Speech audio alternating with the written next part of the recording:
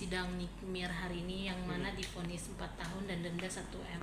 Menurut Abang sendiri, vonis yang dijatuhkan hakim itu sudah sesuai atau seperti apa sih, Bang? Oke, selamat sore. Saya Dr. Firman Chandra. Saya advokat, lawyer, dan kaprodi Magister Ilmu Hukum yang mahasiswanya polisi, jaksa, BPN, dan lain-lain. Terkait dengan vonis yang sudah dibacakan oleh pengadilan tingkat pertama. Jadi pengadilan negeri ini pengadilan tingkat pertama yang tidak bisa memutus sebuah putusan untuk terdakwa berkekuatan hukum tetap karena ada pengadilan-pengadilan selanjutnya. Tuntutan dari jaksa penuntut umum di kasus ini adalah 11 tahun dengan denda 2 miliar, subsidiar 2 tahun. Kemudian ada JPU membuat duplik, kemudian ada pledoi dan replik dari Nikmir, kira-kira begitu. Di sana adu argumentasi terjadi, sehingga hakim memutus sesuai dengan pertimbangan-pertimbangan dari tuntutan dari pledoi. Pledoi itu dari kata pledoi bahasa Belandanya. Akhirnya diputus kesepakatan. Biasa hakim itu kolektif kolegial namanya, memutus 3 orang ini diskusi dan voting. Akhirnya diputus 4 tahun dengan denda 1 miliar, subsidiar sekitar 3 bulan kalau tidak dibayar. Apakah putusan ini fairness? Tergantung dari perspektif masing-masing. Seperti yang saya sampaikan sebelumnya bahwa putusan ini akan ada 4 bagian, di atas, sama, di bawah, atau bebas. Ternyata prediksi saya yang ketiga, di bawah tuntutan. Namun jangan puas dulu, karena apa? Indonesia itu sama dengan Belanda dan sama dengan Perancis yang menganut Eropa Continental Justice System. Artinya putusan yang inkrah, putusan yang berkekuatan hukum tetap, itu ada di pengadilan tinggi berikutnya sepanjang tidak ada upaya hukum. Kalau ada upaya hukum, itu berarti putusannya berjenjang sampai ujungnya adalah peninjauan kembali. Kemudian pertanyaan berikutnya, apakah jaksa penuntut umum dan atau kuasa hukum melakukan upaya hukum yang namanya banding? Tergantung. Namun berdasarkan pengalaman kami menghandle kasus-kasus pidana di Firman Chandra Law Firm, putusan yang di bawah setengah dari tuntutan, mayoritas JPU akan melakukan upaya hukum banding. Kemana? Ke pengadilan tinggi provinsinya. Kalau di Jakarta berarti di pengadilan tinggi yang ada di Cempaka Mas. Kalau di Jawa Barat berarti pengadilan tinggi yang ada di Bandung. Kalau di Jawa Tengah pengadilan tinggi yang ada di Semarang. Kemudian nggak puas lagi masuk ke Mahkamah Agung yang ada di Medan Merdeka, Jakarta Utara. Jadi dikasih waktu nih menurut hukum acara persidangan, Kitab Undang-Undang Hukum Acara Pidana, dikasih waktu selama 14 hari untuk berpikir apakah tidak melakukan upaya hukum atau melakukan upaya hukum. Kalau sampai 14 hari tidak ada register banding ke pengadilan tinggi atau register banding melewati panitra pidana yang ada di Pengadilan Negeri Jakarta Selatan, dua-duanya berarti inkrah. Namun yang seperti saya sampaikan, bila amar putusan itu di bawah setengah dari tuntutan, mayoritas kasus pidana tersebut JPU akan melakukan upaya hukum yang namanya banding. Namun kita tunggu. Tapi kalau berdasarkan pengalaman kami menghandle kasus pidana, itu banding. Nah, banding itu nanti akan diputus sekitar 3 sampai 1 tahun oleh majelis hakim yang ada di dalam Pengadilan Tinggi Jakarta.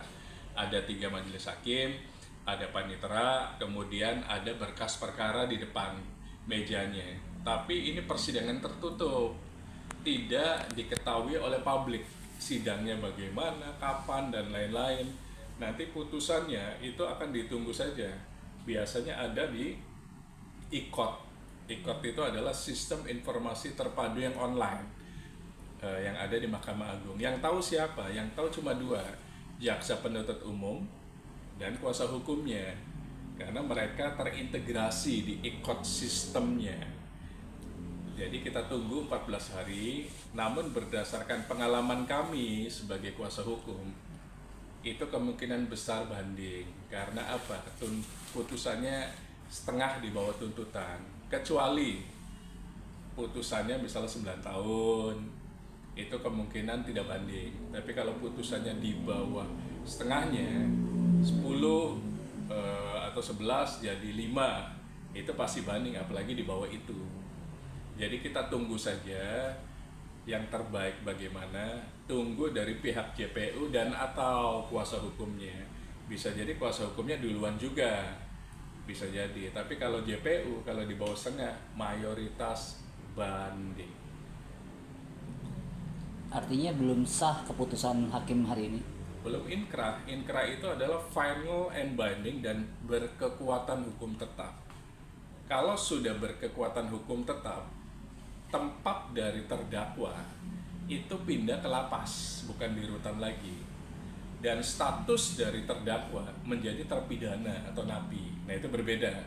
Sepanjang belum memiliki kekuatan hukum tetap yang namanya inkrah, berarti masih statusnya terdakwa karena belum berkekuatan hukum tetap. Itu yang dianut Indonesia. Untuk JPU sendiri untuk mengajukan hal itu dikasih waktu untuk berapa lama, Pak? Maksimum 14 hari. Jadi hari ini tanggal 28, berarti ditambah 14 hari. Sabtu Minggu dihitung. Nah, kira-kira begitu. Berarti di tanggal 12 kira-kira, 12 terakhir. Jadi kalau memang sudah ada yang banding, ya berarti tunggu putusan dari majelis hakim yang biasanya 3 bulan sampai 1 tahun.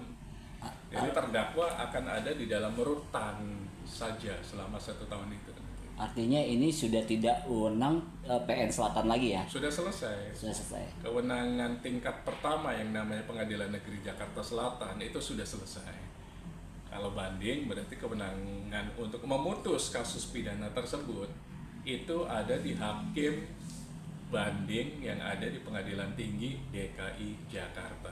Untuk hal ini dari Nikita Mirjani punya hak seperti apa, Pak? Sama dengan jaksa juga. Jadi pihak kuasa hukum itu boleh melakukan upaya banding duluan. Berarti dia harus mengirimkan namanya memori banding.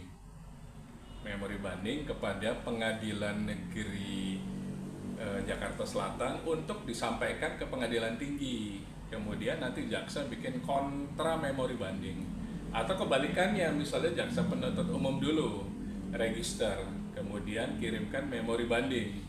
Nanti pihak kuasa hukum membalas dengan kontra memori banding beserta putusan dan amarnya dan berkas perkara lainnya untuk bisa dipelajari oleh hakim banding dan diputus. Apakah sama, apakah beda putusannya, atau lebih tinggi atau lebih rendah, itu hak prerogatif dari hakim banding. Bang, ini kan majelis hakim memutuskan Niki bersalah karena pencemaran baik dalam IT, tapi menggugurkan TPPO-nya. Abang gimana melihatnya? Berarti kan pemerasan dan pengancamannya tidak ada dong, tidak terbukti dong. Secara hukum, Pengadilan Negeri Jakarta Selatan mengatakan belum sempurna dakwaan pertamanya. Dakwaan pertamanya adalah pemerasan, pengancaman, jungto Undang-Undang ITE, jungto TPPU. Menurut Majelis Hakim Pengadilan Negeri belum sempurna tafsir dari layering uang yang diberikan rumah tersebut gitu. Nah, dari sana masing-masing kan punya tafsir. Nah, nanti bagaimana dengan Pengadilan Tinggi? Apakah sepakat dengan putusan Pengadilan Negeri atau tidak? Kalau tidak berarti kan merubah.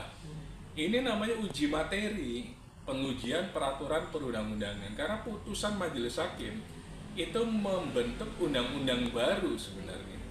Jadi pengujian peraturan perundang-undangan itu bukan melulu merubah undang-undang dan pasal-pasalnya, tapi merubah putusan majelis hakim yang di bawahnya. Jadi tunggu saja 14 hari apakah ada upaya hukum banding atau tidak. Kalau tidak berarti inkrah. Tapi sepengetahuan kami, sepengalaman kami handle banyak kasus pidana, kalau putusannya di bawah setengah dari tuntutan biasanya JPU akan banding. Pak, terkait ini Pak,